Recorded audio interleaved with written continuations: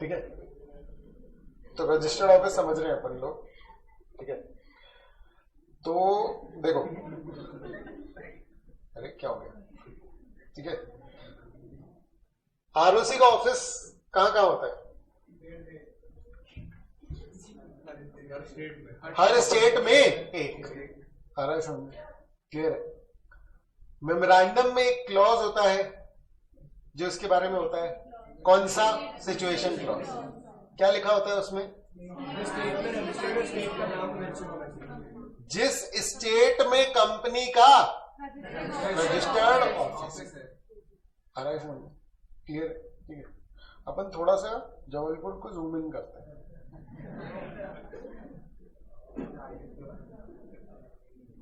ठीक है, यहां कहीं पे कंपनी का ऑफिस है, यह है रजिस्टर्ड ऑफिस कंपनी का।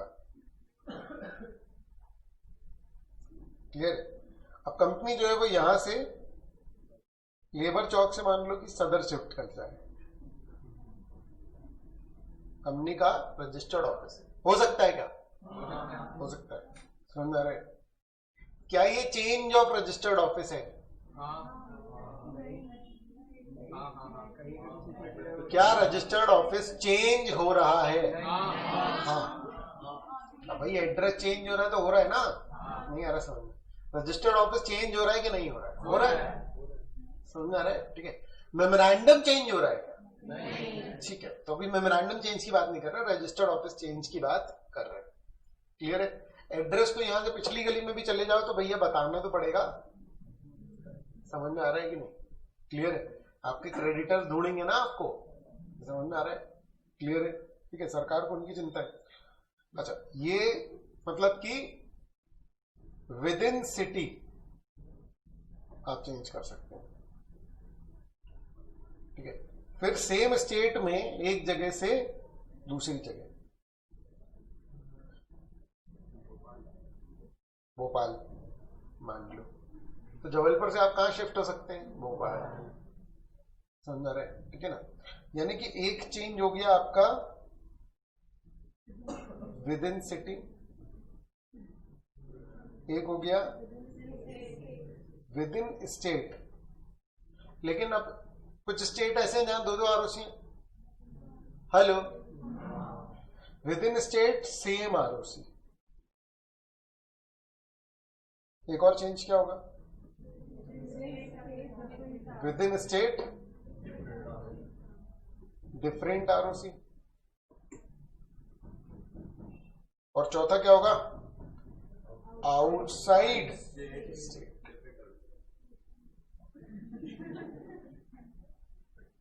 सेम आरओसी हो सकता है क्या? Good observation. तो ये कहां जा सकता है? डिफरेंट स्टेट में।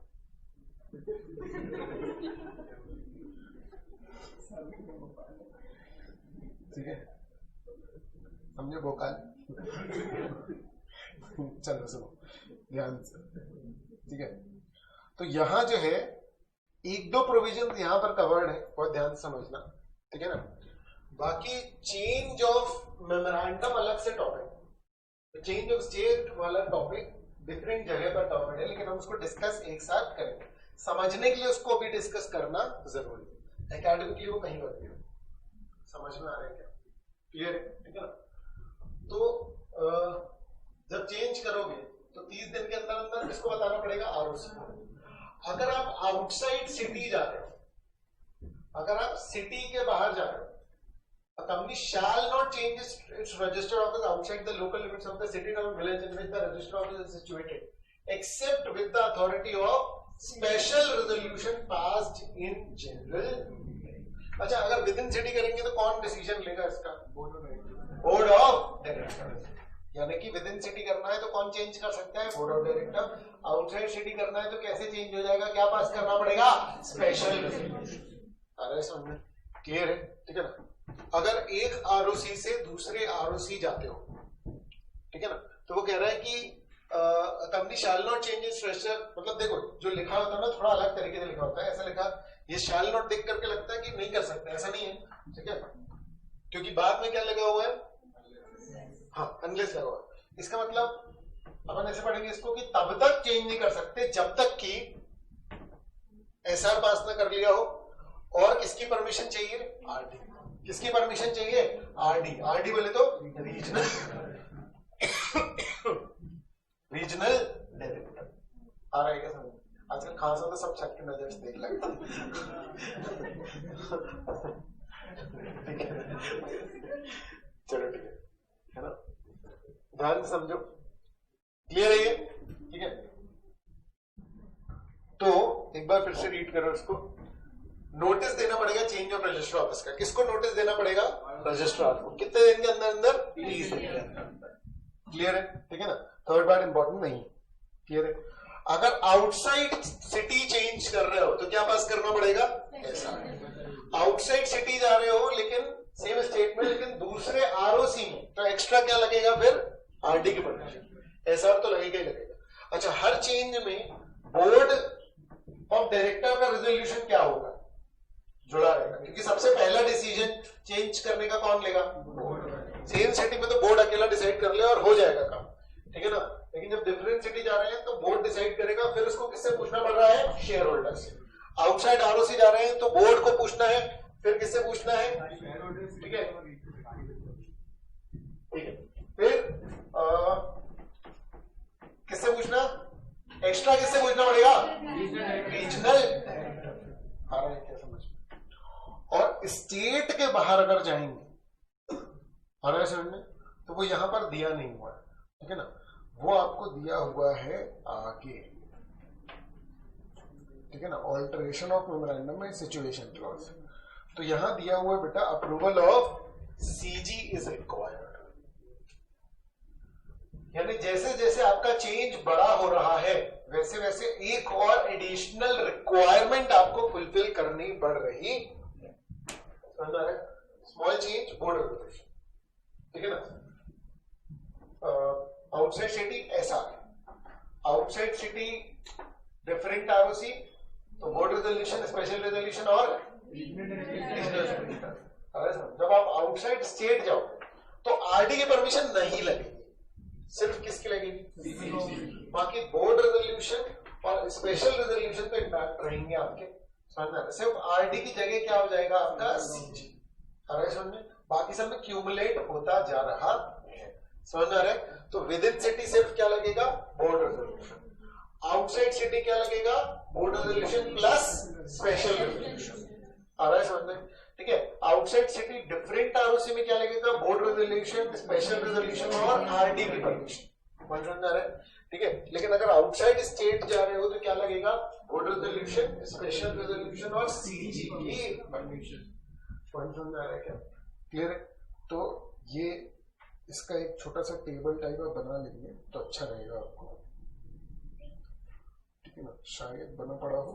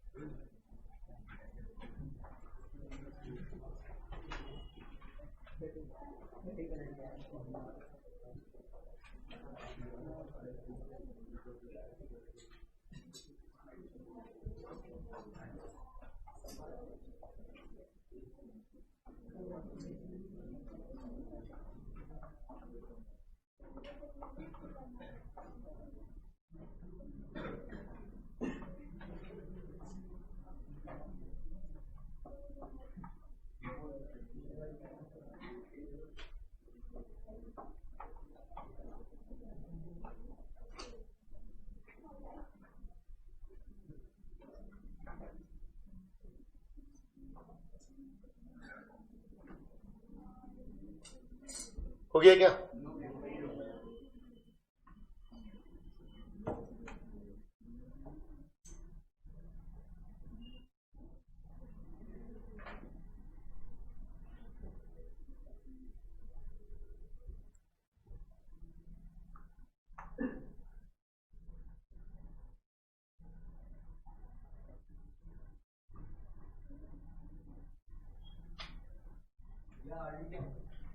रीजनल डायरेक्टर, रीजनल डायरेक्टर, यही जानना था कि इसके बारे में और डिटेल जाननी थी। डिटेल उसकी सिक्योरिटी क्लॉज में, मतलब आप समझ लो कि गवर्नमेंट के अंडर में है अथॉरिटी, जो आरओसी के अलावा है, एक्स्ट्रा है। आरओसी के ऑफिस हर स्टेट में है, लेकिन आरडी के ऑफिस 7 थे अभी तक, अब शायद 8 हो गए हैं। क्लियर है? तो वो दिशा वाइज है, पर हर दिशा में एक है, ऐसा है। समझ में आ रहा है?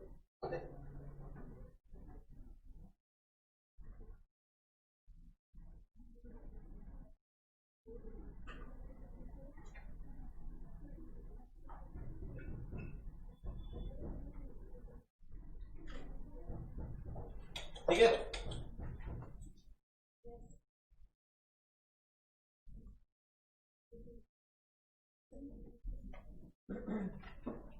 चलो तो अपन आगे बढ़ते हैं। कहाँ है अपन? यहाँ पर इसको डिटेल में कर लेते हैं। जो एक आरओसी से दूसरे आरओसी जाते हैं तो थोड़ी सी एक्स्ट्रा रिक्वायरमेंट है। ठीक है? जब एक स्टेट से दूसरे में जाएंगे तो 2 पन्ने की रिक्वायरमेंट रहेगी। आ समझ? ठीक है, देखेंगे अपन उसको शॉर्ट में लिख लेंगे। For obtaining the confirmation of RD, company एक एप्लीकेशन करेगी किसको? आरडी को, फॉर्म नंबर INC 23 में। Such application shall be accompanied by following documents, board resolution, special resolution, ये तो ठीक है यहां तक। एक डिक्लेरेशन, किस बात का डिक्लेरेशन? कि जो की मैनेजीरियल पर्सोनल, ये की मैनेजीरियल पर्सोनल के बारे में जानते हैं आप लोग, ये इंपॉर्टेंट है। लास्ट टाइम भी अपन ने पढ़ा था, समझ में आ रहा है? की मैनेजर पर्सनल कौन होता है? MD, CEO, समझ में आ रहा है? उनकी जगह पे फुल टाइम डायरेक्टर। अरे समझ, इन तीनों में से कोई भी एक, और या तो फिर CS और या तो फिर CFO, सॉरी या तो नहीं और, मतलब हिंदी वाला एंड।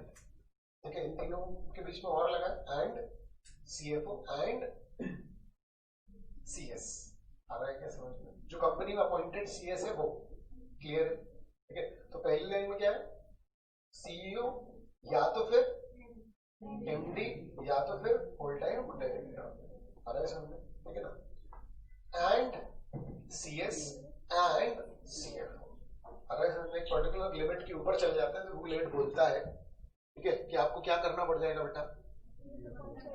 CS को अपॉइंट, सॉरी KMP को आपको अपॉइंट करना पड़ेगा। 10 करोड़ के ऊपर है पेड क्या पड़ेगा, तो आपको KMP अपॉइंट करना पड़ेगा। ठीक है ना? तो ये इन्फॉर्मेशन समझना। की मैनेजरियल नाम से है इसका थोड़ा सा रेलेवेंस, समझ आ रहा है कि ये की मेन व्यक्ति है। ठीक है, मैनेजरियल पर्सनल है, की है, मेन है, और एनी 2 डायरेक्टर्स। इंपॉर्टेंट ये नहीं है कि कौन दे रहा है डिक्लेरेशन, ठीक है ना, ज्यादा इंपॉर्टेंट है कि क्या डिक्लेरेशन है। क्या एग्जाम पढ़ने से सभी याद रखना पड़ता है, लेकिन हाँ फोकस क्या है कि कंपनी ने अपने वर्कमैन मतलब एम्प्लॉइज वगैरह जो समझा रहे, उनके ड्यूज में कोई घाटा नहीं किया है, and has either the consent of its creditors for the proposed shifting or has made necessary provision for the payment thereof। समझ आ रहा है? देखो कहीं भी अगर मान लो दूर जा रहे हो आप, ठीक है, तो कंपनी ऐसा कब सोच सकती है अपना ऑफिस शिफ्ट करने का जो है, ठीक है ना, वो कब सोच सकती है? जब यहाँ पर उसके क्रेडिटर्स समझ आ रहे हैं, ठीक है।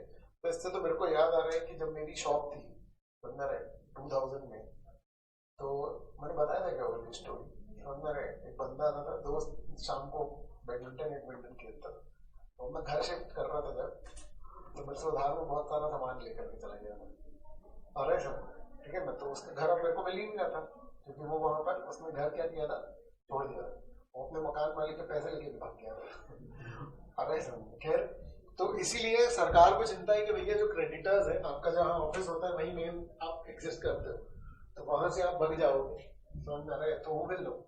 क्लियर है? इसलिए क्या करना पड़ेगा आपको, या तो उनके लिए क्या करना है आपको, मतलब वर्कमैन हो गए, और क्रेडिटर्स से या तो पूछ लो कंसेंट, यानी कि या तो उन लोगों ने क्या कर दिया, हाँ बोल दिया, और या तो फिर आपने उनकी पेमेंट के लिए क्या कर दिया, प्रोविजन कर दिया।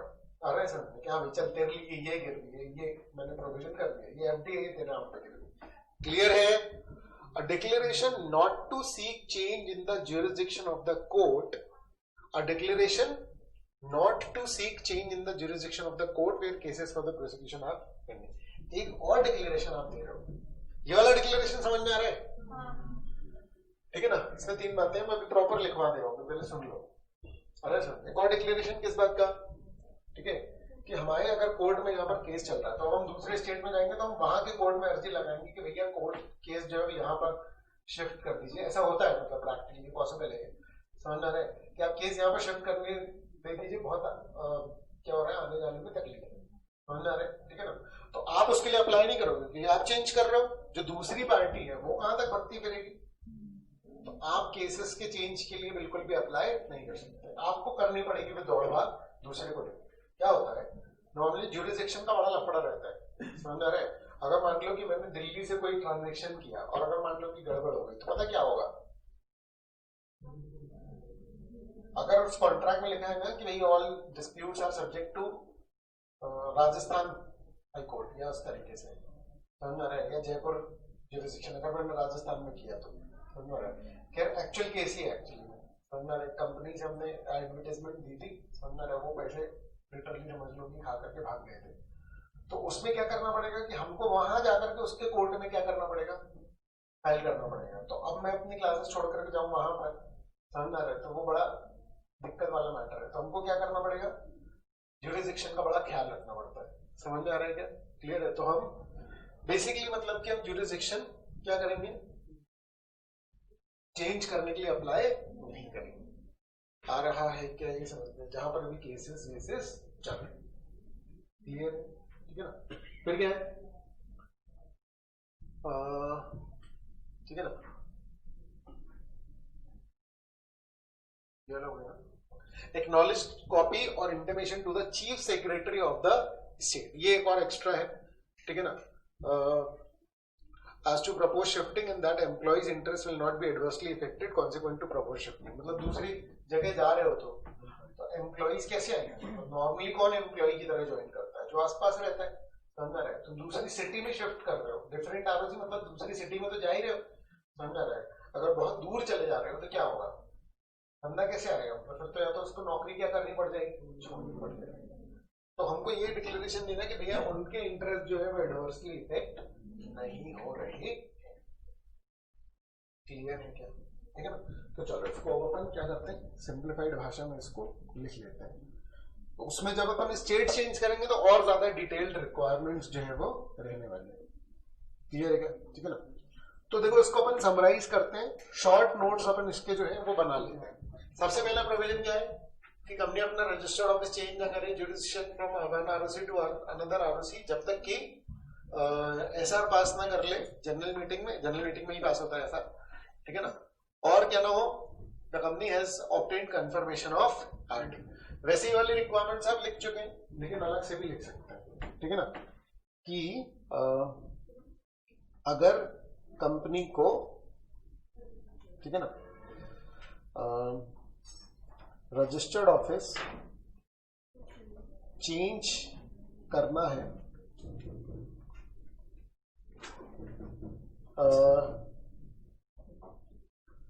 एक आरओसी से दूसरे आरओसी, तो ऐसा मतलब बीआर,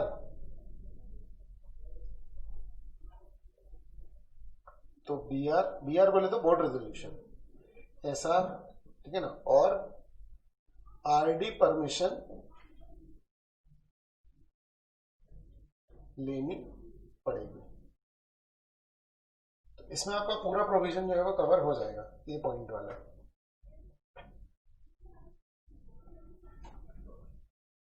है ना। सेम स्टेट लिख लेना ब्रैकेट में, या तो फिर पॉइंट समझ में आ रहा है क्या आपको? क्लियर है? नोट्स बनाने का एक तरीका भी हो जाएगा आपका ये, ठीक है।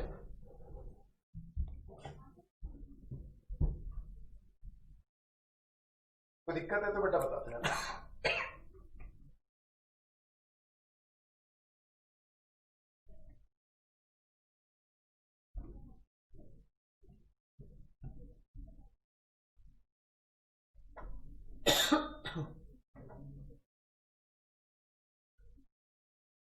बच्चों के चेहरे पर डर आता हुआ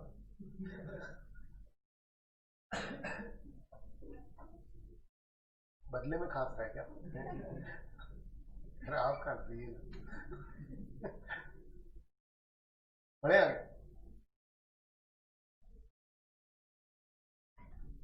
बी जो पॉइंट है, बी पॉइंट में 5 पॉइंट्स हैं, जो बेसिकली वो 5 पॉइंट्स क्या है? डॉक्यूमेंट है। देखो दो चीजें, एक तो ये प्रोविजन भी समझना, और एक कोशिश करो ये समझने की कि मैं नोट्स कैसे बना रहा हूँ। समझ रहा है कि अपन कम शब्दों में कैसे नोट्स बना सकते हैं सिंप्लीफाइड भाषा में। इसको पढ़ने में कितना टाइम लगेगा, और अगर आप नोट्स में कन्वर्ट कर लोगे तो कितना टाइम लगेगा, ठीक है ना? ये भी नोटिस कर सकते हो आप। क्लियर है? ठीक है, देखो आप ध्यान से। तो कह रहा आरडी से कंफर्मेशन लेने के लिए आरडी को अप्लाई करना पड़ेगा फॉर्म नंबर INC 23। क्लियर है? जिसमें कि ये डॉक्यूमेंट्स होंगे।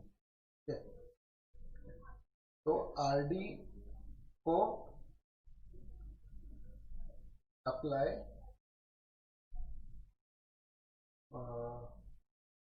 करने के लिए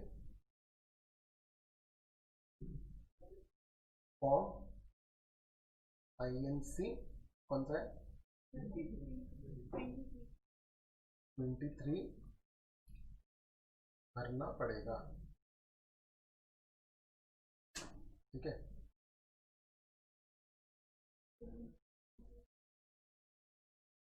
है ना? विद these documents, है ना? पहला कौन सा है? BR, दूसरा SR, ठीक है, तीसरा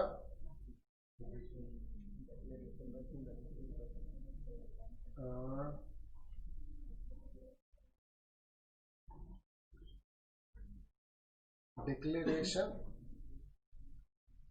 बाय KMP और 2 directors regarding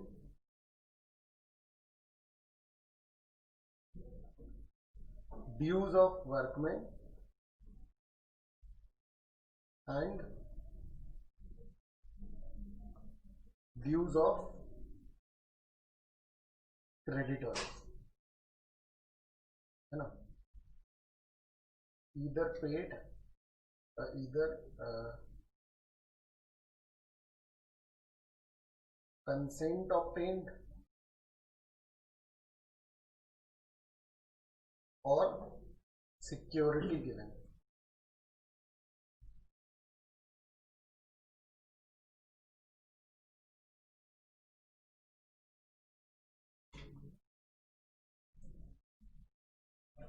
use of workman में क्या लिखोगे?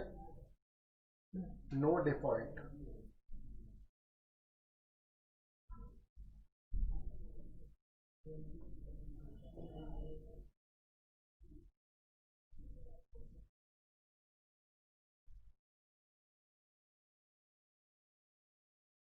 क्लियर है क्या?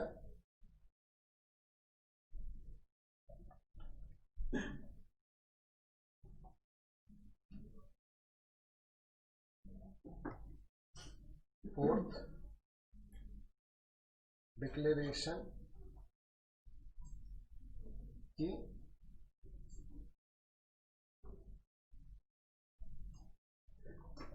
एक कोर्ट से दूसरे कोर्ट केस शिफ्ट करने नहीं बोलेंगे।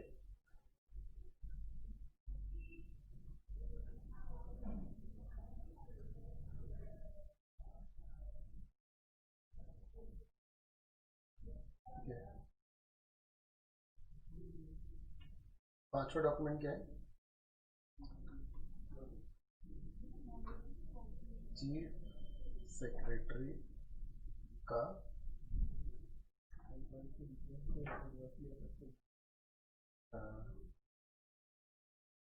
एक्नॉलेज्ड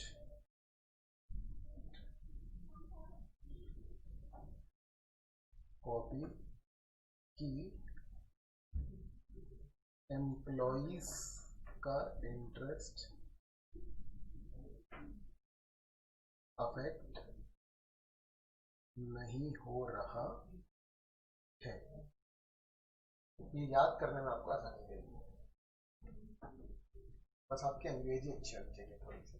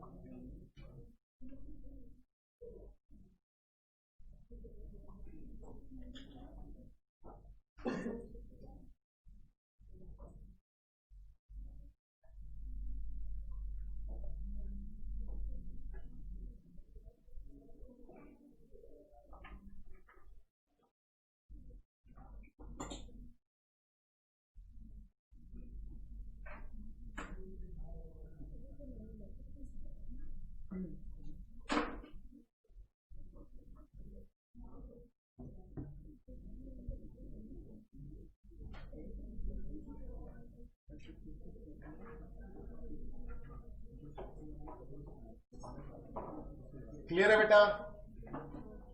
रीड कर लो, ब्रेक मत बनाओ। हो गया है तो लिख के हो गया सबका पूरा? चलो इसको रीड कर लो एक बार।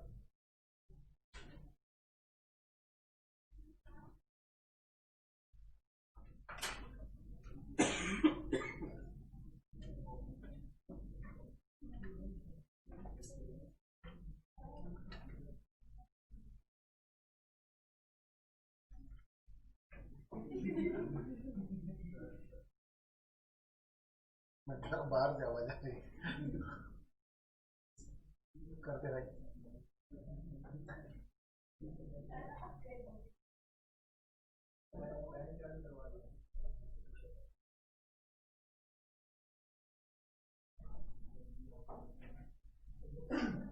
चलो नेक्स्ट पे स्टार मार्क करा लो, मैं बाद में कराने वाला हूँ, ठीक है? एक्टिव वाला जो फॉर्म है, अमेंडेड फॉर्म है वो।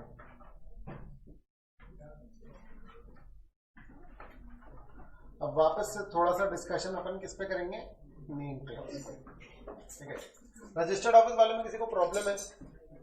रजिस्टर्ड ऑफिस वाला यही क्लॉज जो एक्सटेंडेड फॉर्म में आने वाला है हमारे सामने। जैसे हम क्या पढ़ेंगे? Alteration of memorandum. आ रहा है समझ में? एक्सटेंडेड फॉर्म में मतलब कि प्रोविजन यही है कि क्रेडिटर्स की कंसेंट ले लो, लेकिन पता क्या है उसमें, मतलब स्टेट चेंज हो रहा है ना, तो वो बड़ी बात है। ज्यादा दूर चले जाओगे क्रेडिटर को ज्यादा प्रॉब्लम हो जाएगी, तो उसमें बहुत स्ट्रिक्टली पूरी लिस्ट आपको मंगानी है। मतलब सिर्फ क्रेडिटर्स वाले पॉइंट को बनाने के लिए 4 अलग अलग पॉइंट्स है, तो डिटेलिंग्स जो है उसमें बहुत ज्यादा बढ़ने वाली है। अभी वो एज इट इज है प्रोविजन इसमें शामिल, क्लियर है?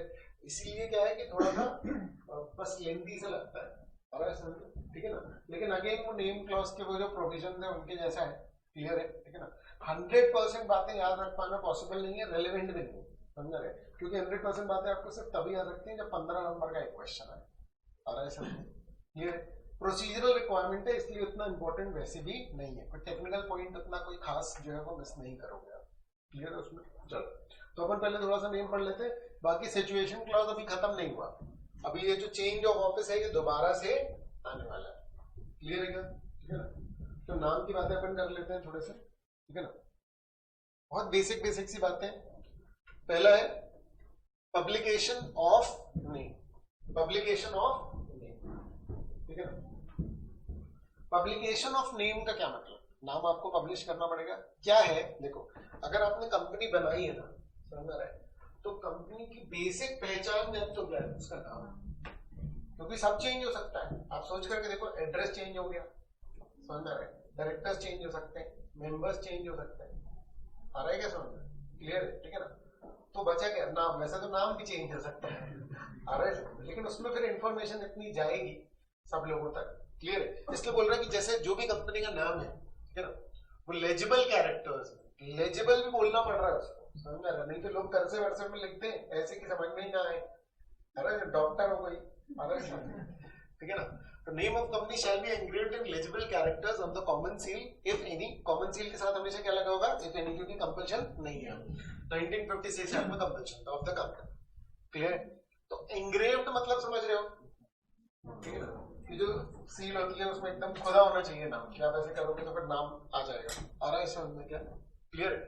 फिर कह रहा कहां कहां पर आपको उसका नाम जो है कंपनी का शो करना पड़ेगा? अपने बिजनेस लेटर्स में, बिल हेड्स, समझ में आ रहा है, और सारे नोटिसेस और जितना भी ऑफिशियल कम्युनिकेशन उसमें ये चीजें होनी चाहिए। कंपनी का नाम, कंपनी का रजिस्टर्ड ऑफिस का address, corporate identity number, telephone number, fax अगर है तो, फैक्स जानते हैं आप लोग, एसएमआई कहते हैं उसको, समझ में आ रहा है, ठीक है ना, और ईमेल एड्रेस और वेबसाइट एड्रेस अगर है तो।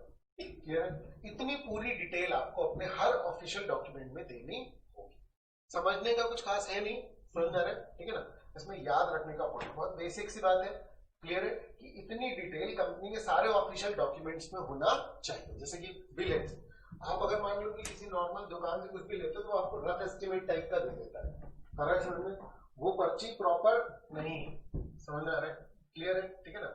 लेकिन आपको अगर प्रॉपर किसी कंपनी का, अगर मान लो कि आपको, अगर आप मान लो कि एसी खरीदते हो या अगर आप कोई ऐसा प्रोडक्ट करते हो जो ब्रांडेड है, समझ में आ रहा है, ठीक है, किसी कंपनी ओन्ड है, तो पता है आपको जो बिल मिलेगा उसमें ये सारी की सारी डिटेल्स होंगी। और अगर नहीं है तो वो गलत कर रहे हैं, हो सकता है उन लोगों को पता ना हो, लेकिन ऐसी कंपनीज बहुत कम होंगी जिनको कि ये पता ही ना हो।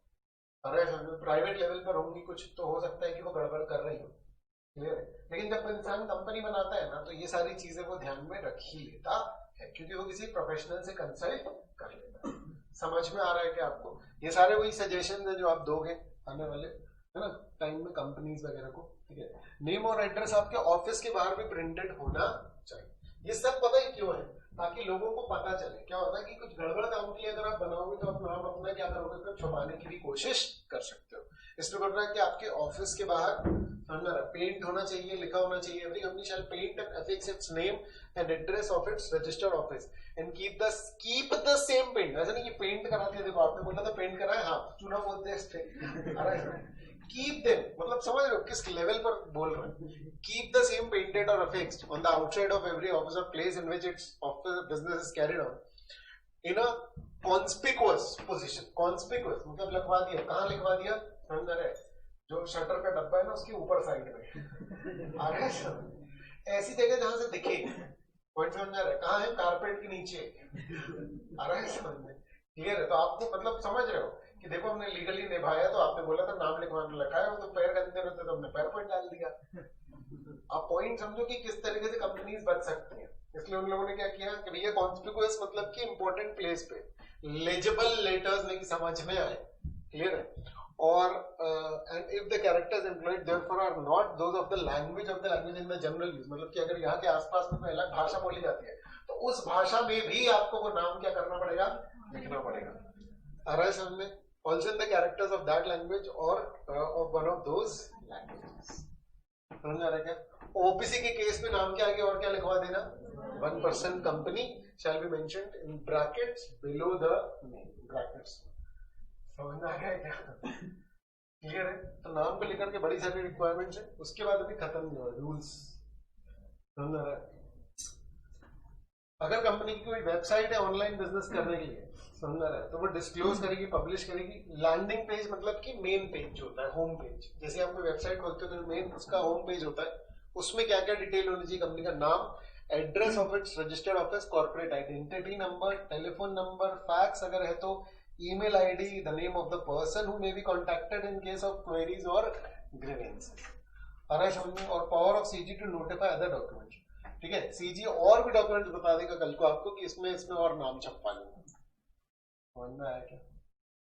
क्लियर? रीड कर लो इसको एक बार, सिंपल सा है, कोई बहुत खास दिक्कत होने वाली नहीं है इसमें। तो कॉम्प्लेक्स प्रोविजन उसके नोट्स की जरूरत पड़ती है, समझ रहा है? इसमें एक एक वर्ड जो है वो आप अलग से नोट्स के तौर पर लिख लोगे बस, समझ रहा है? ठीक है ना? आपके पैरेलल अगर बनते जाए तो आप उसको याद कर सकते हो। जितने भी कॉम्प्लेक्स प्रोविजन उनमें अपने आप को दोबारा मेहनत करने में मत लगाना, क्योंकि आपको इंटरप्रिटेशन के क्वेश्चन नहीं आने वाले, समझ रहा है? आपको क्वेश्चन आएंगे जो मेमोरी बेस पे ज्यादा फोकस रखते हैं, मतलब पेपर जो है उसमें आपको याद रहे चीजें, ठीक है ना। तो आपका जो इंटरप्रिटेशन है आपको प्रैक्टिकल लाइफ में समझना है, जनरल लाइफ में आपको हेल्प करने वाला है आंसर के डिकोडिंग में, लेकिन पेपर में अगर आपको नंबर लाने हैं तो वो थोड़ा सा मेमोरी बेस्ड हो जाता है, ठीक है ना। तो जब आप कॉम्प्लेक्स प्रोविजन को एज इट इज छोड़ देते हैं, आपका इंटरप्रिटेशन मजबूत है तो आप इसको दोबारा इंटरप्रेट तो कर सकते हैं, लेकिन ऐसा करने में जो वक्त लगता है वो वक्त, अगर पेपर को ज्यादा नंबर चाहिए तो आप उसको याद करने में लग सकते हैं, पर्सनल प्रेफरेंस वाली बात है, समझ आ रहा है। तो आप नोट्स अगर बना लोगे, वही चीज जब दोबारा पढ़ोगे तो आपको इंटरप्रिटेशन करने की जरूरत नहीं पड़ेगी, वो आपका ईगो को सेटिस्फैक्शन देगा, समझ आ रहा है कि आप इंटरप्रिटेशन कर पाए, लेकिन वो आपका वक्त खींच लेता है, जो वक्त आप निकालते हो दूसरे सब्जेक्ट्स में से, समझ में आ रहा है क्या, क्लियर। तो सिंपल नोट्स आपका क्या करेंगे, सबसे ज्यादा टाइम बचाएंगे। एक चीज याद रख लेना बेटा कि एग्जाम पेपर के प्रिपरेशन के लिए सबसे ज्यादा इंपॉर्टेंट अगर कोई चीज होने वाली है तो वो होने वाली है टाइम, समझ आ रहा है। जितना टाइम आप सेव कर पाएंगे फ्यूचर का, समझ आ रहा है, उतना आपका अच्छा होगा। जो नोट्स बनाना है या जो सिंपल है, जितने भी क्वेश्चन आंसर है उनके आप नोट्स बना करके रख लेंगे, ये वाला क्वेश्चन आता है तो उसका ये वाला आंसर, थोड़ा याद करने जैसा है, ये आ रहा है समझ में। लेकिन मैं आपको ये नहीं बोल रहा हूँ कि आप अपने नॉलेज को कम करो, समझा, लेकिन आप पैरेलली पेपर की जो प्रिपरेशन है उसको बहुत स्ट्रांगली जो है वो कवर करते जाओ, समझ में आ रहा है, ठीक है ना। उसकी प्रिपरेशन अभी होंगी, क्योंकि देखो समझना मेरी बात को, अभी आप जो पढ़ लोगे ना, अभी जो आप पढ़ रहे हो ये सारा कुछ आप भूलने वाले, समझ में आ रहा है, ये सारा कुछ आप भूल जाओ, 100% श्योरिटी के साथ मैं बोल रहा हूँ आपको, समझ में आ रहा है, ठीक है। आप कोई क्लास कर लो, कितना ही पढ़ लो, कुछ भी कर लो, आप उसको भूलने लो। आपको इस बात की तैयारी अभी से करनी पड़ेगी, समझ आ रहा है, कि कितने दिन के बाद ये चीजें हम रिवाइज कर लें, समझ आ रहा है, और पढ़ लें, ताकि ये दोबारा जल्दी से जल्दी हमको याद आ जाए, भूलने से पहले एक बार और ये पढ़ लें, समझ आ रहा है।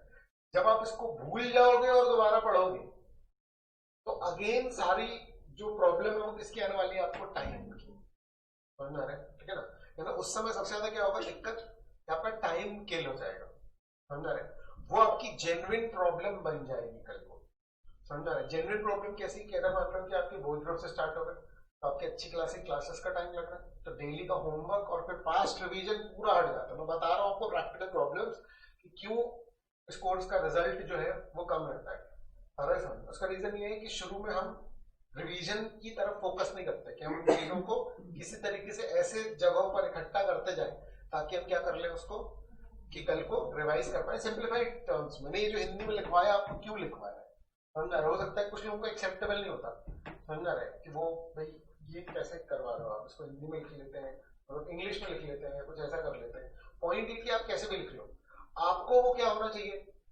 सही टाइम पे जल्दी कवर हो जाए।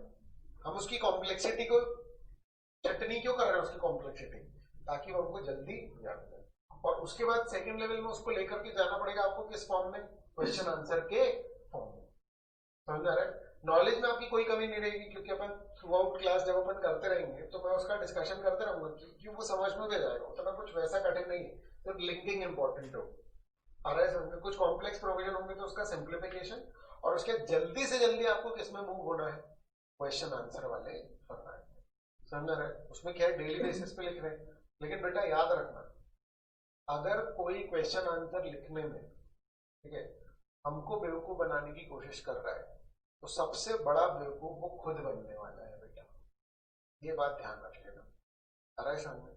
अगर आप हमको क्वेश्चन आंसर्स लिख करके नहीं दिखा रहे हो, या अगर मान लो की श्रद्धा चेक कर रही हो और आप उसको नहीं, आप उसको कुछ भी दिखा दे रहे हो पुराने आंसर्स जिसका अंदेशा मुझे है, आ रहा है समझ। तो अगर आपने ऐसा किया, समझ रहे, तो सबसे ज्यादा बेवकूफ अगर कोई बनेगा ना तो वो आप ही बने, क्योंकि ये चीज एग्जाम के लिए किस लेवल पे जरूरी है, कितने एक्सपीरियंस के बाद में ये चीज बोल रहा हूँ आपको नहीं अंदाजा, समझ आ रहा है, ठीक है। आपको बस फॉलो करना है मैं जो बोल रहा हूँ, क्लियर है, ठीक है। किसी भी चीज में दिक्कत है तो उसका लॉजिक पूछ लेना, समझ आ रहा है कि मैं क्यों बोल रहा हूँ, ठीक है, समझ गए आप। चलो तो फटाफट रीड कर लो उसको। हाँ बेटा, यहाँ पे तो नॉन स्पेसिफाई किए, तो ऐसा भी तो हो सकता है बस एक चीज बता दे कि नाम बस क्लियर होना चाहिए, उसका रीजनेबल इंटरप्रिटेशन निकाल लेते हैं, या पूरा लिटरल इंटरप्रिटेशन। रीजनल सबका अलग अलग निकल जाएगा, समझ, लड़ाइयां बढ़ जाएंगी। जब कोई चीज स्पेसिफाई कर सकते हैं तो क्यों ना करते हैं, समझ आ रहा है, उससे इंटरप्रिटेशंस की प्रॉब्लम हट जाएगी ना। समझो, जितनी चीजें हम क्लियर आउट कर सकते हैं उतनी चीजें क्लियर आउट क्यों ना कर दें, उसको रीजनेबल पे छोड़े ही गए। रीजनेबल इंटरप्रिटेशन आता है अपने लेवल पे, अपने आप, समझना रहे। डेलिबरेटली आप कभी भी रीजनेबल पे छोड़ने ही नहीं जाते हो, वो तो कमी रह जाती है, अदरवाइज तो हम एक एक बात स्पेसिफाई करते हैं। लॉ में कितनी लेवल की डिटेलिंग है ये भी आपको हो सकता है देख करके लगे कि यार कितनी डिटेलिंग है, ये बहुत कम है। अगर आप सारे रूल्स प्रॉपर पढ़ने जाओ तो आपको लगे कि यार कितनी सी बेतुकी सी बात है, ये भी लिखी हुई है क्या, ये भी क्यों लिखा हो। जैसे हिज लिखा हुआ है हर जगह, मैंने बताया था ना कि हिज का भी मीनिंग हर और कंपनी के केस में इट, और उसका हो सकता है कि एक पूरे पैराग्राफ का इंटरप्रिटेशन हो सिर्फ इस बात का कि कानून में जो हिज यूज किया उसका क्या मतलब होगा। आ रहा है समझ में, हर एक बात का, कॉमा का, एक एक्सप्लेनेशन, इलस्ट्रेशन, हर चीज को लेकर के बहुत प्रॉपर डिटेल आ रहा है समझ में, ठीक है ना। तो उतने लेवल पे नीड नहीं पड़ती, उसके अंडरस्टैंडिंग की आवश्यकता होती है बस। क्लियर है?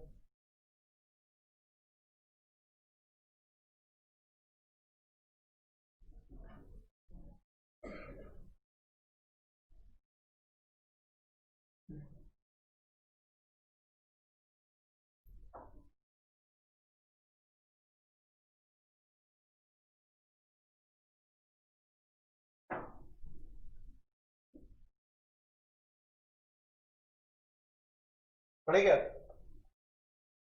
चलो अब आते हैं अपन ऑल्टरेशन ऑफ मेमोरेंडम, ठीक है ना। कैपिटल क्लॉज का अलग से दिया हुआ है कि सेक्शन 61 में अपन डिस्कशन करेंगे, ठीक है। और कोई भी इन जनरल आपको क्लॉज अगर चेंज करना है मेमोरेंडम का, तो जेनेरिक प्रोविजन क्या है कि स्पेशल रेजोल्यूशन क्या कर लो, फॉलो कर लो।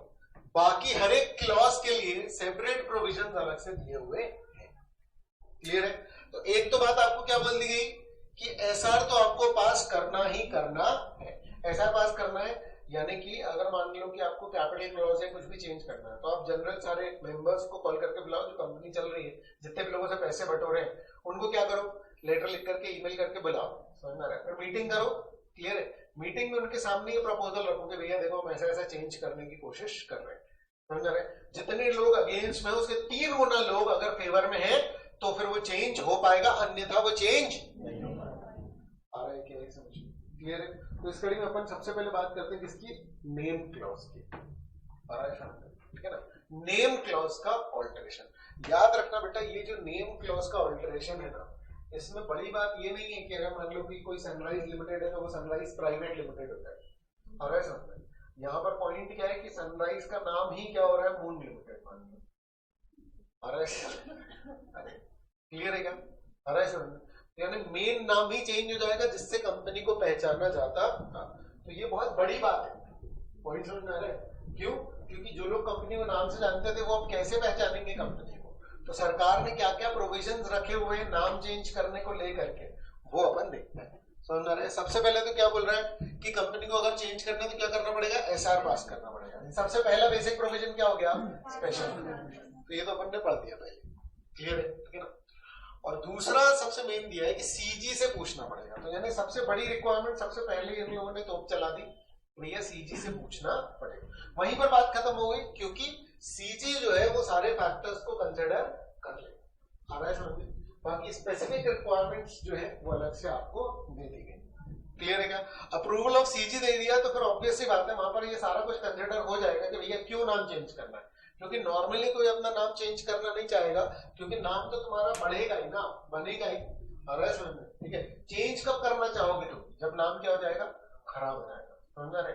यहाँ से बाजू में वो वाली गली में चाय स्टेशन नहीं है, समझ रहे?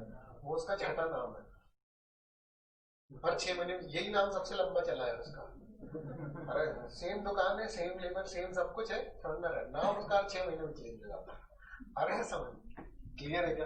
समझ में आ रहा है, ठीक है ना। तो एक बात बता रहा हूँ, नाम आपको कब चेंज करना पड़ता है, जब अगर मान लो खराब हो जाए या मान लो कि नहीं चल रहा है, लेकिन क्रेडिटर्स नहीं पहचान पाएंगे ना आपको, समझ रहे? तो फिर ऑब्वियस ही बात है नाम को लेकर के गवर्नमेंट बहुत सीरियस है। इसलिए कानून में क्या बोला कि सीजी की अप्रूवल। एक चीज याद रखना, किसी भी छोटी मोटी बात के लिए सीजी का अप्रूवल नहीं है। हो सकता है कि हमने आज की क्लास में रजिस्टर्ड ऑफिस पढ़ रहे हैं और नेम भी पढ़ रहे हैं, दोनों में हमने सीजी पढ़ लिया, समझ रहे? लेकिन इस बात को समझना कि ये कोई छोटी मोटी बात नहीं है कि सीजी का अप्रूवल ले रहे हो यार छोटी बात के लिए, ये दोनों बहुत बड़ी बात है। इसीलिए ही आपको क्या करने के लिए बोला गया है कि सीजी का परमिशन, सीजी की परमिशन आपको। लिखनी पड़ेगी। आ रहा है क्या ये समझ में? क्लियर है? ठीक है, तो ये जो है आपको ध्यान रखना पड़ेगा। चलो आगे देखते हैं अपन। कह रहे सीजी की परमिशन की जरूरत नहीं है आपको। कब? जब सिर्फ आप कन्वर्जन कर रहे हो ना पब्लिक से प्राइवेट या प्राइवेट से पब्लिक, तो जो वर्ड प्राइवेट है अगर पब्लिक में कन्वर्ट कर रहे हो, addition of the word private, यानी कि प्राइवेट या तो हटा रहे हो या तो प्राइवेट लगा रहे हो, उसकी अलग रिक्वायरमेंट्स हैं, यानी कन्वर्जन की रिक्वायरमेंट्स अलग है। आप समझ पा रहे हैं मेरी बात को? आप जो कंपनी को कन्वर्ट कर रहे हो ना प्राइवेट से पब्लिक या पब्लिक को प्राइवेट, समझ में, उसकी अपनी अलग रिक्वायरमेंट्स हैं, और उसके कारण क्या होता है, नाम भी चेंज हो जाता है। तो आपको कन्वर्जन की बहुत सारी बातें आपको निभानी है, समझ में आ रहा है? बाकी उसके कारण जो कॉन्सिक्वेंट चेंज आ रहा है ना नाम में, कौन सा वाला कि प्राइवेट या पब्लिक हो जा रहा है, समझ में? तो अगर सिर्फ उतना चेंज है नाम में तो आपको सीजी की अप्रूवल की जरूरत। आप ये वाला प्रोविजन समझ पा रहे हैं कि नहीं समझ पा रहे हैं? क्लियर है कि मेन नाम चेंज करोगे ना तब किस चीज की जरूरत है? सीजी के, समझ में आ रहा है? तो पहले तो ये चेंज जब भी करोगे सब्जेक्ट टू सेक्शन 4 वही कि किसी और से आइडेंटिकल नहीं होना चाहिए, रिजर्वेशन जो कराना वो बिल्कुल प्रॉपर होना चाहिए। क्लियर है क्या? ठीक है ना? और कंपनी जो है वो रजिस्ट्रार के पास फाइल करेगी क्या? Special resolution. सीजी से जो पूछा है वो, रजिस्ट्रार नया नाम कहां लिख देगा? रजिस्टर ऑफ कंपनी में, और फ्रेश सर्टिफिकेट ऑफ इनकॉर्पोरेशन जो है वो इशू कर देगा। आ रहा है समझ में? नाम का जो चेंज है वो कब कंप्लीट और इफेक्टिव होगा? जिस दिन सर्टिफिकेट ऑफ इनकॉर्पोरेशन नया इशू होगा।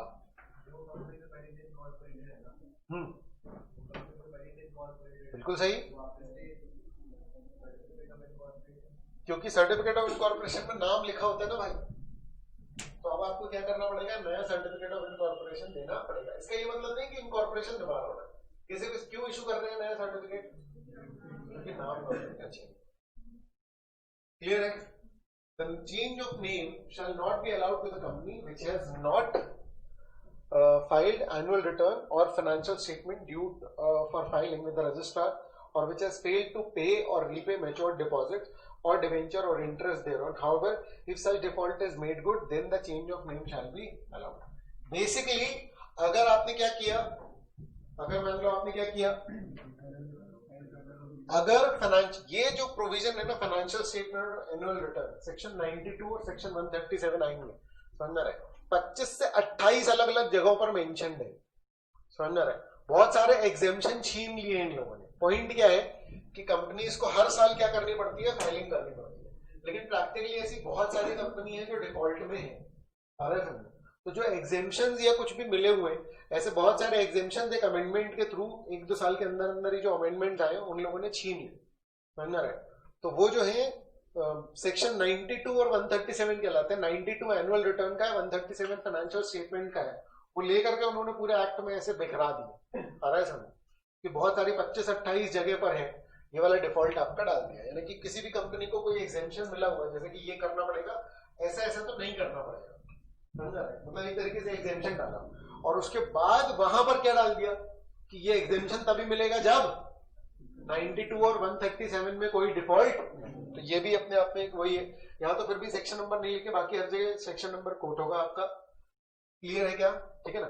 तो ये क्या बोल रहा है, देखो अगर आप डिफॉल्टर, समझ आ रहा है, डिपॉजिट्स रीपे नहीं करे तो अभी नाम चेंज मत करो।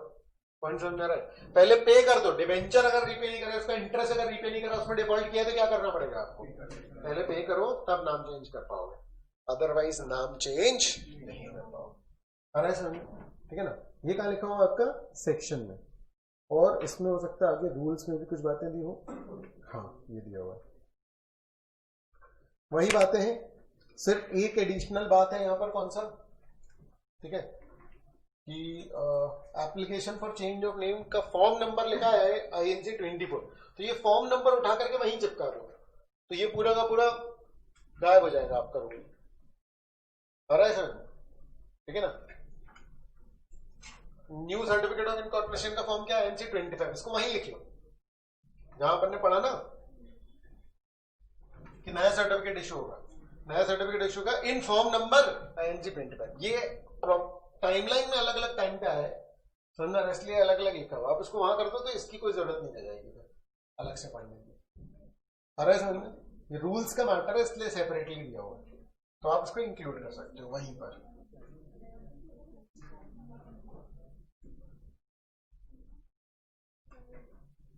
क्लियर है?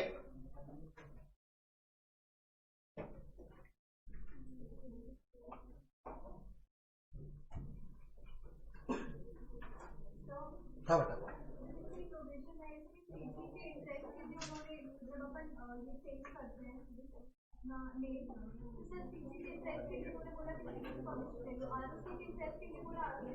पब्लिक इंटरेस्ट के लिए,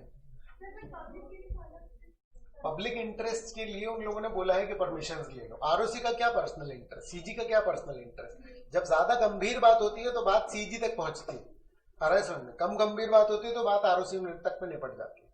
बाकी सीजी ने अपने बहुत सारे पावर आरओसी को भी दे रखे हैं, उसके बारे में भी डिस्कशन इसमें किया हुआ है। हाँ,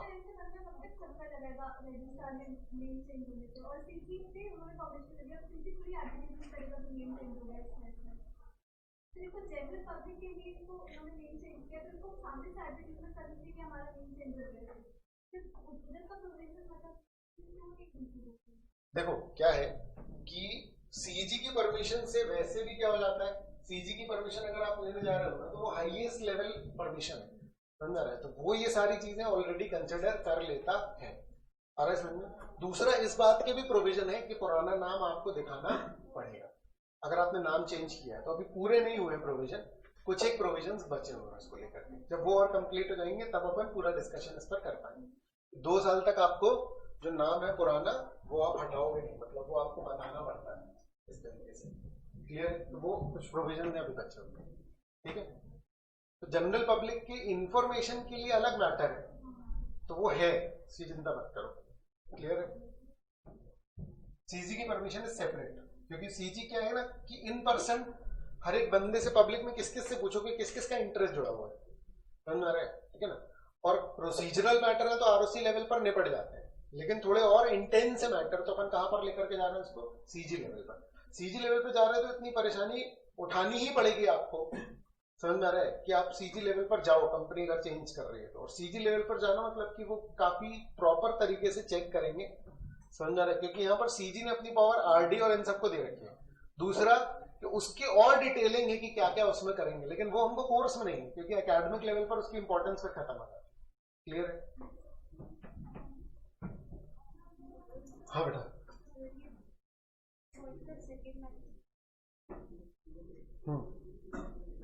fail to repay mature deposit due for filing annual return the financial statement. हाँ, क्या इसका सिर्फ इतना है कि चेंज ऑफ नेम अलाउ नहीं होगा अगर आपने एनुअल रिटर्न फाइल नहीं किए या आपने फाइनेंशियल स्टेटमेंट फाइल नहीं किए, जो भी ड्यू थे फाइलिंग के लिए, समझना है? किसके पास? रजिस्ट्रार के पास। या तो फिर मतलब एक तो बात ये, और या तो फिर अगर आपने क्या नहीं किया, डिपॉजिट्स रीपे नहीं करे, डिबेंचर रीपे नहीं करे, इंटरेस्ट रीपे नहीं करा, अरे समझ। हालांकि अगर आपने उस डिफॉल्ट को ठीक कर दिया यानी रीपे कर दिया तो फिर आपको नेम चेंज जो है वो अलाउ होगा। क्लियर है? हाँ बेटा।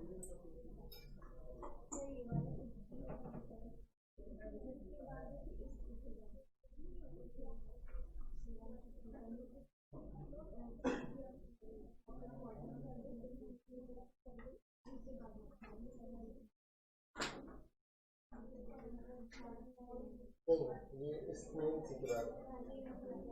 हाँ देखो, एक ये मेन सी है और एक ये सी है, तो ये जो डी है, समझ रहे? ये डी कौन सा वाला है? इस सी के बाद है या पहले वाले सी के बाद है ना? आप उसको नोटिस करोगे तो आपको वो समझ में आ जाएगा कि वो सी जो है वो ये जो डी है वो उस वाले सी के बाद। क्लियर है? ठीक है, क्योंकि यहां से प्रोसीजर हो गया। ये है वो 3 सिचुएशन जहां पर कि सीजी का अप्रूवल नहीं लगेगा।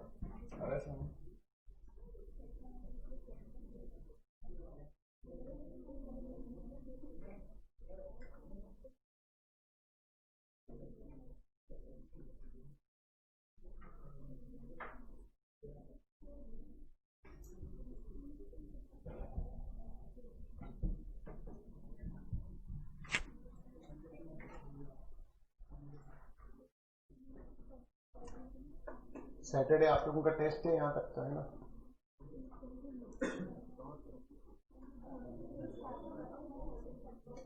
नहीं, वो यहाँ से मेमोरेंडम चालू है ना, वहां से मतलब जहां तक पिछला टेस्ट आपका हो गया था, कहां तक हो गया था?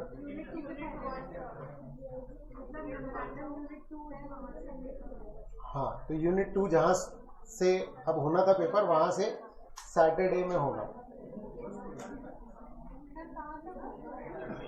कहाँ तक होगा? ये पब्लिकेशन ऑफ नेम ऑल्टरेशन तक इंक्लूड कर लेंगे अपन, यानी कल जो होगा वहां तक भी अपन इंक्लूड करेंगे, मतलब ठीक है ना?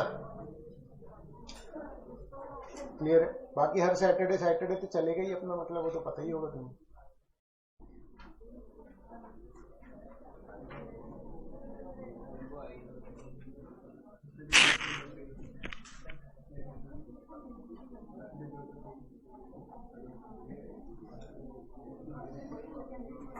चलो अब पढ़ते हैं अपन ऑल्टरेशन ऑफ सिचुएशन क्लॉज।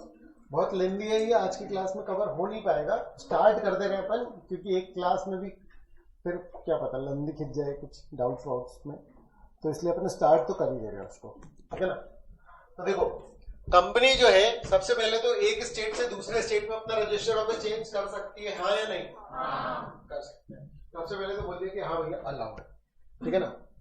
तो क्या करना पड़ेगा? सीजी की परमिशन लेनी पड़ेगी, ठीक भाई? क्लियर है क्या? ठीक है ना? सीजी की परमिशन लेनी पड़ेगी। अब ये सीओ हो गया, ये सीजी होगा। For obtaining the approval of CG, company shall make an application to the CG in such form and such manner as may be prescribe. ठीक है, फॉर्म नंबर वगैरह है, क्लियर है? तो फॉर्म नंबर सीए वालों के लिए इंपॉर्टेंट है, क्योंकि एमसीक्यू में अगर आ गया तो समझ में रहे, वैसे इंपॉर्टेंट नहीं होता है, लेकिन ठीक है, कुछ कह नहीं सकते, मतलब एमसीक्यू में अनइम्पोर्टेंट चीजें भी क्या हो जाती है, पूछ ली जा सकती है, इसलिए ध्यान रखना आप लोग। फिर क्या है? डी पॉइंट, ठीक है? सीजी के पास आप अप्लाई करोगे, और यहां इस प्रोविजन में अगर ध्यान से देखा जाए तो सीजी के ऊपर एक बर्डन डाल दिया कानून ने, तो ये देखो 60 दिन के अंदर अंदर क्या कर देना, डिस्पोज ऑफ कर देना एप्लीकेशन। मतलब अलाउ कर रहे हो नहीं कर रहे हो जो भी है, डिसीजन कितने दिन के अंदर अंदर दे देना, 60 डेज के अंदर। क्लियर है? Before passing any order, CG जो है वो किस बात से अपने आप को सेटिस्फाई कर लेगी? बहुत ऑब्वियस है, समझ में आ रहा है? जो अपन ने उसमें भी पढ़ा था कि क्रेडिटर्स, डिबेंचर होल्डर्स, वो सारे लोग जो कंसर्न है कंपनी से, क्या उनकी कंसेंट ऑब्टेन कर ली गई? आ रहा है समझ में? ठीक है ना? तो आप ध्यान से नोटिस करोगे तो मेन प्रोविजन सिर्फ इतना ही, सिर्फ इतना ही। लेकिन अब यहां से चालू आपके देखो बेटा क्या रूल्स, ठीक है ना? ये ऊपर हो भी नहीं रहा है, रुक गया है, ठीक है ना? आज ये थोड़ा दिक्कत भी कर रहा है। क्लियर हो जाओ भाई, हाँ ठीक है? ये देखो इतने रूल्स हैं इसके, है ना? थोड़े से और ऐसे यहाँ तक आओ। क्लियर है क्या? ठीक है, इसलिए इसको अपन कवर कर रहे हैं। सबसे पहले तो फॉर्म नंबर कौन सा? INC 23 आ रहा है समझ में? क्लियर है? फॉर्म के साथ डॉक्यूमेंट कौन से अटैच करने? मेमोरेंडम, क्योंकि क्या हो रहा है? अब मेमोरेंडम चेंज हो रहा है। अभी तक तो मेमोरेंडम चेंज नहीं हो रहा था, लेकिन अब क्या हो रहा है? मेमोरेंडम चेंज हो रहा है। क्लियर है? तो मेमोरेंडम और मिनट्स, मिनट्स क्या होती है याद है? जब जनरल मीटिंग होती है, क्या आपको एसआर पास करना पड़ रहा था? एसआर बोले तो है ना, कहां पर पास होता है? जनरल। जब भी कोई जनरल मीटिंग होती है तो उसकी एक समरी बनती है, समरी का नाम क्या होता है? मिनट्स। आ रहा है समझ में? तो ये जो मिनट्स हैं, हाँ ये आ रहा है समझ में? ठीक है, ये भी आपको क्या करने पड़ेंगे? सीजी के पास INC 23 के साथ अटैच करके लगाने पड़ेंगे। इसका मतलब इससे सीक्वेंस भी आपका तय हो जाता है कि पहले आप क्या पास करोगे? एसआर, उसके बाद फिर आप कहां पर अप्लाई करोगे? सीजी, उसके बाद फिर आप आरओसी के पास जाने वाले। आ रहा है क्या समझ में? क्लियर है? यानी पहले खुद तय कर लो, फिर सरकार से पूछो। क्लियर है? ठीक है ना? The copy of minutes of general meeting at which the resolution authorizing such alteration was passed, giving detail of the number of votes cast in favor and against the resolution. कितने vote favour में आए, कितने against में आए, सब detail जो है वो लाकर रख दो। क्लियर है? ठीक है ना? A copy of board resolution or power of attorney or the executed वकालतनामा as the case है। क्लियर है? बोर्ड रेजोल्यूशन या पावर ऑफ अटर्नी सिर्फ डॉक्यूमेंट्स हैं, समझ में आ रहा है? ठीक है, इसकी डिटेलिंग में अपन नहीं जा रहे, क्लियर है? ठीक है ना? तो बोर्ड रेजोल्यूशन आपको याद रखना है, बोर्ड रेजोल्यूशन और पावर ऑफ अटॉर्नी, क्लियर है? ठीक है ना? हाँ, ये एमसीक्यू के पॉइंटर से ये तीनों आ जाएंगे और चौथा ऑल ऑफ द अबव होगा, ध्यान रख लेना, और ऐसा नहीं, ठीक है ना? बस there shall be attached to the application a list of creditors. अब ध्यान से देखो, सेकंड पॉइंट है कि क्रेडिटर्स की लिस्ट अटैच करना और डिवेंचर होल्डर्स की drawn up to the latest practicable date. बिल्कुल एकदम वर्ड बाय वर्ड इंटरप्रिटेशन पे मत जाना, ओवरऑल कॉन्सेप्ट समझो, आ रहा है समझ में? एक एक एग्जैक्ट वर्ड पे आपके नंबर नहीं कटने वाले, आ रहा है समझ में? इसलिए कॉन्सेप्ट समझना, क्योंकि बहुत बड़ा सा कॉन्सेप्ट है, क्लियर है? ठीक है ना? तो लेटेस्ट प्रैक्टिकल क्या चाह रही है सरकार कि तुम नाम वाम चेंज कर रहे हो ना, तुम सिचुएशन अपनी चेंज कर रहे हो ना, तो अभी कौन है तुम्हारे क्रेडिटर्स, बताओ जरा उसके, आ रहा है समझ में? तो अप्लाई करने जा रहे हो तो जो भी उस समय के क्रेडिटर्स हैं उसके बारे में आपको बताना पड़ रहा है, उसकी जो लिस्ट है वो बता रहा है, ठीक है ना? तो proceeding the date of application by not more than 1 month, 1 महीने से ज्यादा पुरानी नहीं होनी चाहिए, मतलब बिल्कुल लेटेस्ट हो, आ रहा है समझ में? Setting for the following details, her creditor और डिवेंचर होल्डर का नाम और एड्रेस, आ रहा है समझ में? और हर एक का अमाउंट कितना ड्यू है वो सारा, क्लेम्स और लायबिलिटीज, ये सब। क्या पॉइंट समझ पा रहे हैं? क्लियर है? ठीक है ना? तो हर एक का नाम और जो लिस्ट है कि कितना अमाउंट उससे ड्यू है। The list of creditors and debenture holders shall be accompanied by the मतलब लिस्ट, और लिस्ट का ऑथेंटिकेशन, जिम्मेदारी ले कोई इस लिस्ट की, क्योंकि भैया देखो समझो, मुझे जगह चेंज करनी है, अब सरकार बोल रही है कि अपने क्रेडिटर से पूछो, मुझे नहीं पूछना, आ रहा है सर? कुछ भी लिस्ट दे दो, आ रहा है सर?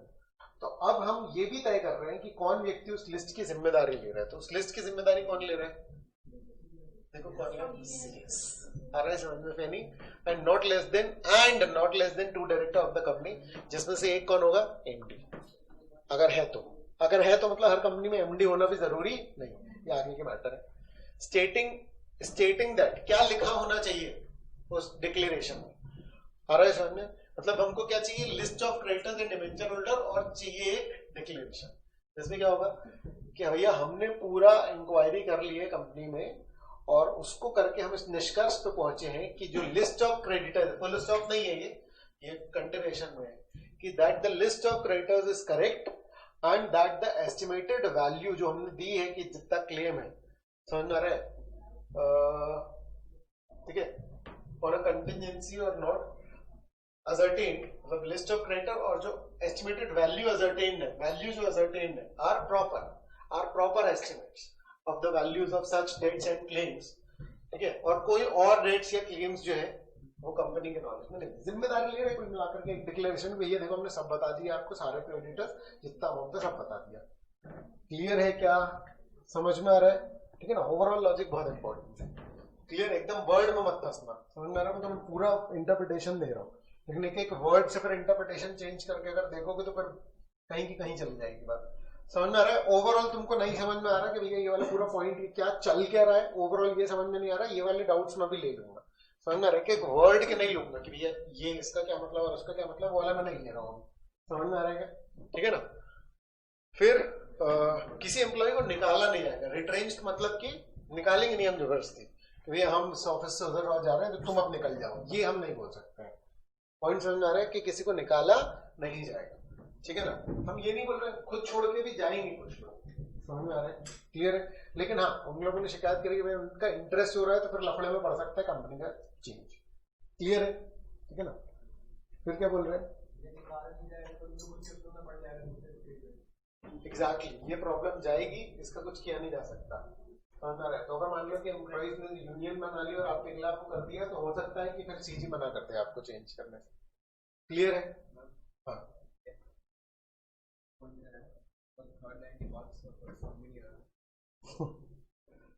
ये फर्स्ट पॉइंट, ये वाला सुनना ध्यान से, ठीक है ना? फर्स्ट पॉइंट क्या बोल रहा है, मैंने पूरा बताऊंगा, मैं बोला ना कि मैं इंडिविजुअल डाउट नहीं लूंगा, जब मैंने मना किया ना तब तक वो वाले डाउट लेता है, समझ रहे? मैं क्या बोल रहा हूँ इस पूरे वाले पॉइंट में, क्या बोल रहा हूँ? हमने पूरी लिस्ट सबमिट कर दी है और हमने उनके अगेंस्ट में जो नाम लिखे हैं वो बहुत प्रॉपर है, इस बात का डिक्लेरेशन हमको देना है। आ रहा है समझ में? कौन दे रहा है? दो डायरेक्टर, ठीक है ना, ये लोग मिला करके लिस्ट दे रहे हैं। तो ये जो भी नाम लिखे हुए सही है, और कोई डेट्स पेंडिंग नहीं है, ये उसका मतलब है। ठीक है ना, लिटरल में नहीं कर रहा हूँ, समझ में आ रहा है? ठीक है ना, यही समझ के जानना है, यही लिखना है तुमको। ठीक है, 100% नंबर मिलेंगे, एक नंबर नहीं कटेगा तुम्हारा, चिंता मत करो। क्लियर है ये? आ रहा है समझ में? और फिर कहाँ पहुंचे अपन? कौन से पॉइंट नंबर? 4th।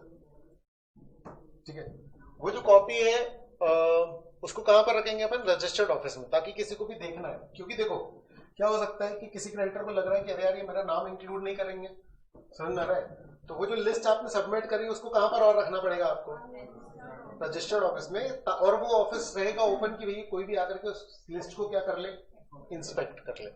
समझ में आ रहा है? ठीक है, कब? During the ordinary hours of business. रात को 2:30 बजे पहुंच गए अपन, खोलो ऑफिस, देखे लिस्ट में हमारा नाम है, ठीक है ना। और उसके लिए अगर हमको एक्सट्रैक्ट चाहिए, मतलब कि इंस्पेक्शन तो कर ही सकते हो, एक्सट्रैक्ट चाहिए किसी की कॉपी देना, तो वो 10 रुपए पर पेज के हिसाब से मैक्सिमम चार्ज कर सकते हैं। आ रहा है समझ? क्लियर है? ठीक है ना। फिर और क्या लगाएंगे एप्लीकेशन के साथ में? Acknowledgement of service of application made to the chief secretary. Basically chief secretary से जो हमने परमिशन मांगी थी उसका एक एक्नॉलेजमेंट की देखो हमने पूछ लिया, इसको इंटीमेट कर दिया है। आ रहा है समझ में? वो भी हम लगाएंगे। ये सब डॉक्यूमेंट्स किसके साथ लगा रहे हैं? सीजी को जो अप्लाई कर रहे हैं उसके साथ। आ रहा है समझ में? ऑफ द स्टेट गवर्नमेंट और यूनियन टेरिटरी, जहां पर भी हो आप उसके हिसाब से, यानी chief secretary of the state government या यूनियन टेरिटरी, जहां पर भी क्या है आपका रजिस्टर्ड ऑफिस सिचुएटेड है। क्लियर है? ठीक है, उसके बाद फिर क्लियर है? ये 5 पॉइंट देखो फटाफट। पहले लिंक बहुत इंपॉर्टेंट है ना, मतलब लिंक मत छोड़ देना, नहीं तो एक पर्टिकुलर पॉइंट के बाद फिर अपन ब्लैंक हो जाते हैं, क्या चल रहा है क्यों चल रहा है कुछ पता नहीं चलता है। इसलिए सारा कुछ साथ में लेके चलो।